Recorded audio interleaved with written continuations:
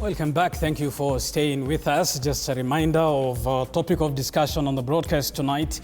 We're making sense of devolution, reflecting on the status of devolution across the country ahead of the 2025 Devolution Conference, which begins tomorrow. Governor Anyang Nyong'o is our guest tonight. Governor, there are calls to devolve more functions from the national government to the county government.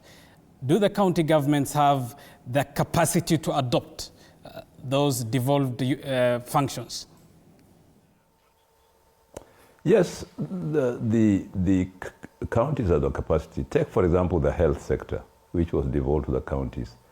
The counties have come up with many more innovative programs in the health sector than before. Not only is there increased access to care, but the counties have also improved the health infrastructure, and the counties have prepared certain health institutions to be taken over by the government after improvements done by the counties. I'll give you, for example, the Jaramogi Oginga Teaching and Referral Hospital here in Kisumu. It is precisely because of the kind of investment we made in Jaramogi that we prepared it to be taken over by the national government. When the national government is now taking over Jaramogi, the national government will put in investments, all right, but they will find that the county government are going in a very far. For example, staffing the hospital, creating a cancer center, even coming in with hematology and sickle cell anemia, research and curative initiatives. So the county government really, let alone infrastructure in terms of buildings, the county government have really put in a lot of money in the services at its disposal. I will mention the health sector, but there are others, like I would say, like in agriculture, in primary health, primary education, ECD, like in roads infrastructure, like in fisheries, like in forestry, like in flood control. There are a lot of things we have done at the county level, quite often in collaboration with the national government. Fair enough, Prof. And if we are reflecting on devolution, and this is figuratively a 13-year-old baby, what would this baby figuratively need, in your view, Governor, for it to flourish?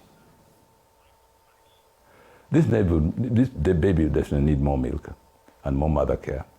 This baby will definitely need to be to come together with other babies and play together.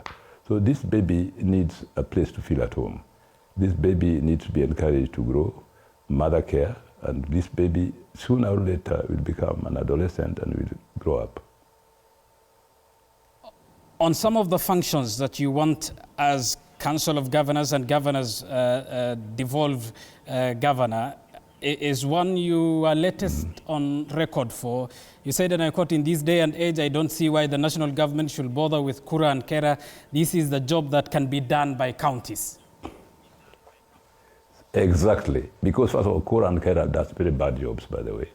They are not really accountable to anybody. Apparently, they are accountable to the national government. If they are accountable to the national government not doing a very good job in making them accountable. KURA and KERRA really waste money, if you ask me. The kind of job they do, we can do in the county very efficiently, very effectively, with very little money. Secondly, for example, in Kisumu County, we introduced something called machine-based maintenance of roads. In other words, we buy machines and like tractors and so on, and we put them in certain roads for maintenance only. What it requires, somebody who can drive a tractor, and then you will hire workers along the road where you are working by training somebody to build the road. Once the tractor is on the road, to make sure that it is properly, the debris are removed and so on. It's manual work. And in the end, we construct roads much cheaper than we found the national government constructing them before in the rural areas. We have constructed many more roads to have accessibility to our wards and our local areas, many more roads than we found when we came into government as a county. So I think this is something that is proven. The records are there. You can measure the roads.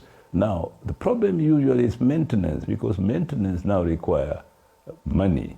And this is why we're saying that if we're going to construct roads and break new roads, we should have the money to maintain them. And allocation to roads by the national government in the county government should improve.